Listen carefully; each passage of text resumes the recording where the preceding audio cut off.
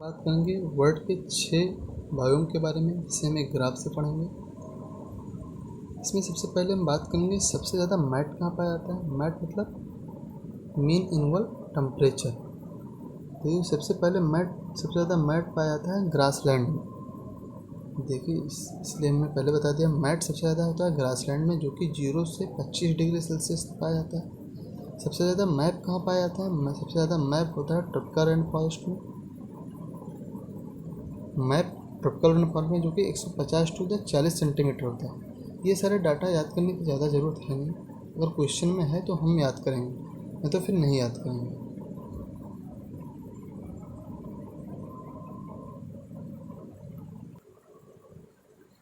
अब हम बात करेंगे सबसे ज़्यादा मैट, सबसे कम मैट कहाँ पाया जाता है। सबसे कम मैट देखिए यहाँ पाया जाता है। इसे कहेंगे आर्कटिक एंड अल्पाइन टुंड्रा में पाया जाता है। लेकिन सबसे ज़्यादा मैप कहाँ पाया जाता है? सबसे ज़्यादा मैप डेजर्ट में पाया जाता है। इसका भी डेटा दिया हुआ है, अगर मन है तो फिर याद करना है, नहीं तो फिर नहीं याद करना। हमें इस ग्राफ को अपने माइंड में सेट कर लेना है, इससे बहुत सारे क्वेश्चन सॉल्व हो जाते हैं। कम कहाँ पाया जाता है, ज़्यादा कहाँ पाया जाता है, इसके बीच में क्या है, तो बहुत सारे क्वेश्चन से सॉल्व हैं, इसलिए हमने इस ग्राफ को ड्रा करने की कोशिश की है। अब हम अगला बात करेंगे हैबिटाट किसे कहते हैं।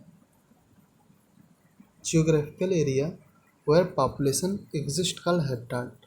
अरे वह जियोग्राफिकल एरिया जहाँ पॉपुलेशन पाई जाती है उसे हम हैबिटाट कह देते हैं। सही है। अब बात आती है नीचे किसे कहते हैं। Habitat and specific function called नीचे और इकोलॉजिकल नीचे। अगर किसी हैबिटाट के साथ साथ उस हैबिटाट के हम फंक्शन की भी बात करने लगे तो उसे हम नीचे कह देते हैं। इसका दूसरा परिभाषा है functional aspect of species with its place of occurrence is called नीचे। अगर हम किसी स्पीसीज के प्लेस ऑफ अकरेंस यानी हैबिटाट के साथ साथ उसके फंक्शनल एस्पेक्ट की भी बात करने लगे तो उसे हम नीचे कह देते हैं। नीचे ओवरले अगला पॉइंट है। तो अगर किसी हैबिटाट में रहने वाली 2 स्पीसीज के बीच में अगर रिसोर्सेज का शेयरिंग होता है उसे हम नीचे ओवरलैप कह देते हैं। The sharing of resources between 2 species called नीचे ओवरलैप। अब बात आती है नीचे डेंसिटी की। किसी भी हैबिटाट में किसी भी स्पीसीज का कितनी मात्रा में पाया जाना ही उसकी नीचे डेंसिटी कहलाती है। अब abundance of the species population within habitat is called the nature density। हम लोग हमेशा सोचते हैं कि लाइफ एक अच्छी जगह पे पाई जाएगी, लेकिन ऐसा कुछ भी नहीं है। लाइफ बहुत अच्छी जगह पे पाई जाती है, बहुत हार्श हैबिटाट में पाई जाती है, जहाँ पे हम कल्पना भी नहीं कर सकते कि यहाँ लाइफ हो सकती है। तो लिखा है life exist also in the harsh habitat, जो कि बुक से पढ़ना है, हम कर रहे हैं।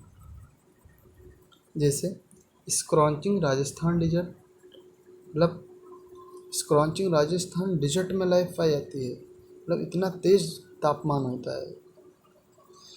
Perpetually rain socked Meghalaya forest, हमेशा जहाँ पानी ही भरा रहता है ऐसा फॉरेस्ट है मेघालय फॉरेस्ट, वहाँ भी लाइफ पाई जाती है। Deep ocean tranches, deep ocean मतलब महासागर के नीचे गहराई में भी लाइफ पाई जाती है। टोरेंटल स्ट्रीम में लाइफ पाई जाती है। फर्म फॉरेस्ट, जहाँ पे केवल बर्फ़ ही जमी होती है, ऐसी सॉइल की लेयर, वहाँ भी लाइफ पाई जाती है।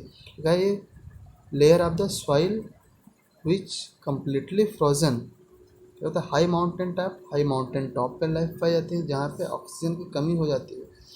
बॉइलिंग थर्मल स्प्रिंग, उबलते हुए थर्मल स्प्रिंग में पाई जाती है। स्टिंकिंग कंपोस्ट, दुर्गंधित कंपोस्ट में लाइफ पाई जाती है। अब हम बात करेंगे that factor which lead to so much variation in the physical and chemical condition of different habitat is called key element। करें वह कंपोनेंट, वह फैक्टर जो किसी भी हैबिटाट के केमिकल और फिजिकल नेचर में चेंज कर दे उसे हम की एलिमेंट कहते हैं। 4 की एलिमेंट के बारे में हम बात करेंगे। टेम्परेचर, दूसरा वाटर, तीसरा लाइट, चौथा सॉइल। हम चौथे पेज की एक लाइन के बारे में पढ़ेंगे।